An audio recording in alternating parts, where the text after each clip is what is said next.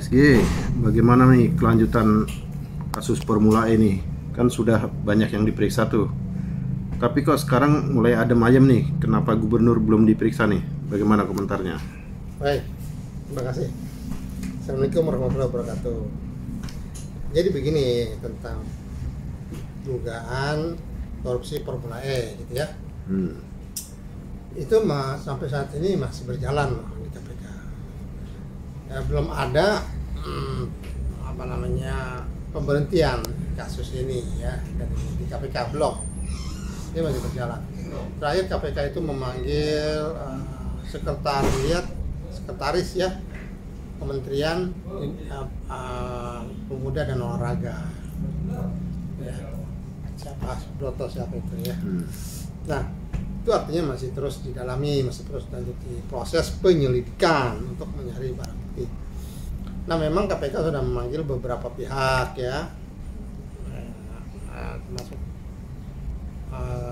Kadispora DKI Jakarta ya, Kepala Dinas Pendidikan dan Olahraga, ya,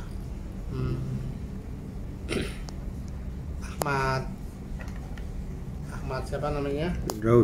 Ahmad Firdaus. Ya, masuk Jakpro juga. Nah, ini belum berhenti, masih berjalan ya. Gitu. Nah, terus kenapa kok Pak Gubernur belum dipanggil Pak Anies Baswedan? Ya.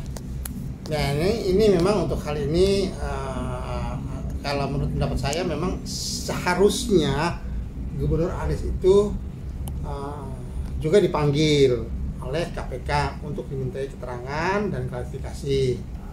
Mengapa ya? Karena Gubernur Anies itu yang paling mengetahui gitu tentang kegiatan Formula E ya, dari mulai perencanaan sampai pelaksanaan. Nah, kita tahulah banyak masalah lah ya tentang komitmen fee, biaya komitmen fee yang mahal, kemudian ada biaya garansi bank dan dan sebagainya gitu ya, asuransi atau apa ya garansi itu ya. Nah, pada intinya begini loh, ini kan Wakil Ketua KPK sudah menegaskan tuh bahwa dana APBD itu tidak boleh dipakai. Sebenarnya ini simpel ya persoalan ini ya, ini simpel. Kalau sejak awal dia itu tidak menggunakan dana APBD tapi murni dari Jakpro, itu sebenarnya nggak ada masalah, clear itu. Saya berani katakan itu clear dan aman. Nah, cuma karena sejak awalnya dia menggunakan dana APBD ya, 2019 itu melalui Dinas Pemuda dan Olahraga. 2019 itu 360 miliar ya, kemudian di 2020 sisanya totalnya 560 miliar. Itu biaya komitmen fee. Nah, inilah sumber masalahnya karena dia menggunakan dana APBD. Gitu ya. Itu kalau bisnis to bisnis ya, Jakpro dengan Formula E Organization, itu nggak ada urusan, itu nggak akan bermasalah itu.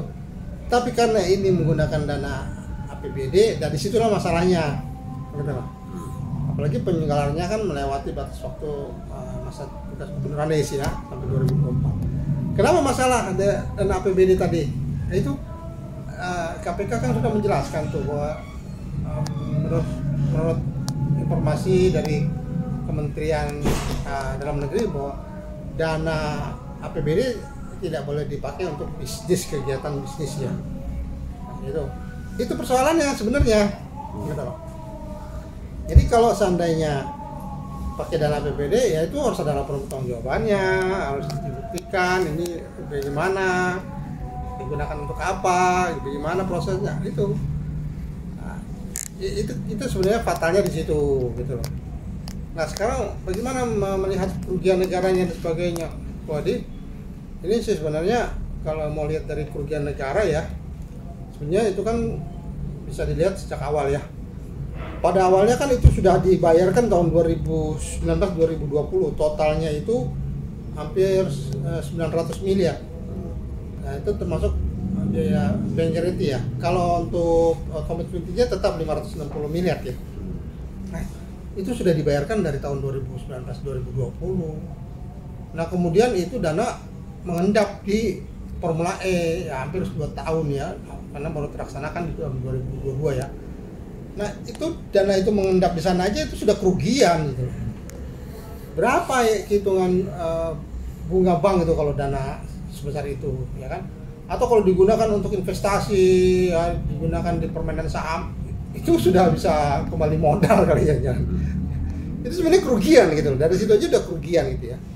Nah, kemudian belum lagi kalau itu diperbandingkan dengan penyelenggaraan yang serupa di daerah di negara lain, apakah lebih mahal ya? Kalau lebih murah gitu ya, itu juga menjadi kerugian. Sebenarnya kalau melihat kerugiannya ini sebenarnya ya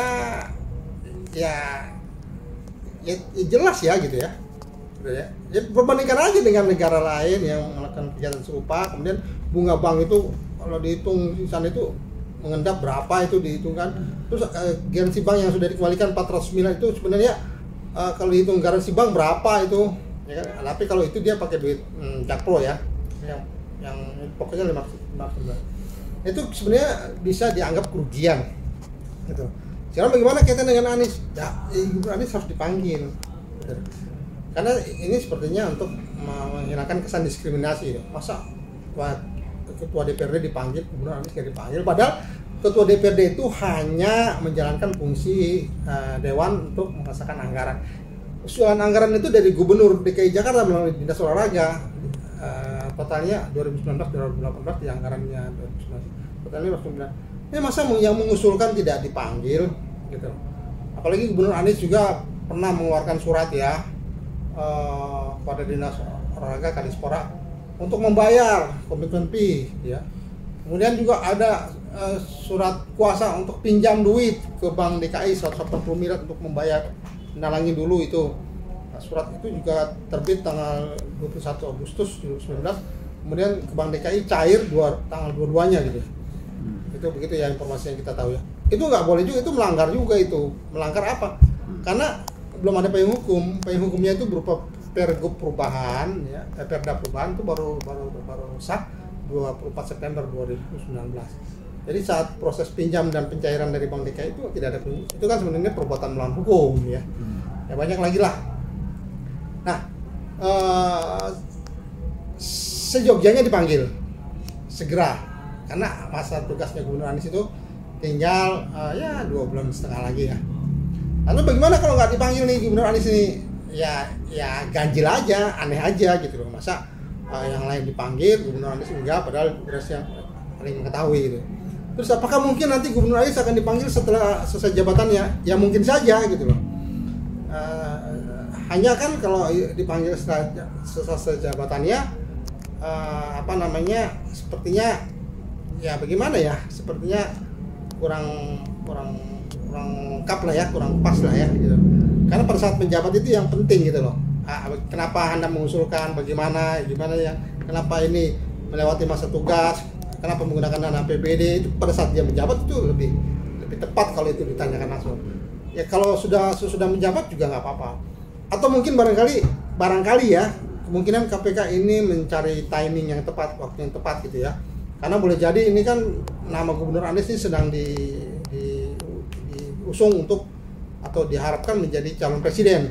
Barangkali kalau dipanggil saat-saat sekarang nanti akan dianggap politiking ya, dianggap semacamnya mempolitisasi gitu ya.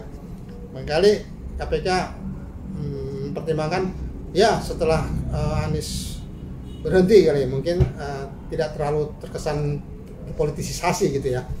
Ya kemungkinan bisa saja seperti itu ya, tapi seyogyanya ya tidak merujuk pada hal itu. Dipanggil sekarang dengan dipanggil setelah dia selesai bertugas ya, itu sebenarnya sama saja, dipanggil gitu pada prinsipnya. Cuma kan dalam tekan satu persoalan kan lebih cepat lebih baik kan begitu kalau Pak JK punya prinsip kan. Jadi kalau sekarang bisa dipanggil kenapa menunggu terlalu lama? Atau barangkali KPK menyimpulkan bahwa ini tidak terjadi pelanggaran ya, ya segera diumumkan gitu loh. Gitu. Segera diumumkan gitu bahwa ini tidak terjadi pelanggaran ya. Ya, terus kemudian ini tidak ada kerugian negara. Ya KPK segera umumkan gitu. Tapi kalau seandainya KPK masih mendalami dan seterusnya, pemilihan Gubernur Anies itu menjadi penting gitu loh. Ya, kita tidak bisa bersujon ya, kita masih tetap menganggap bahwa KPK itu masih dipercaya 100% oleh masyarakat ya. Tak mungkin KPK masuk angin gitu ya. Kita masih, masyarakat ini masih menaruh kepercayaan yang tinggi terhadap KPK. Ya semoga ya lebih cepat nih KPK menyelesaikan kasus ini. Tentang pemanggilan kepada Gubernur Anies itu, ya kita sabar menunggulah ya.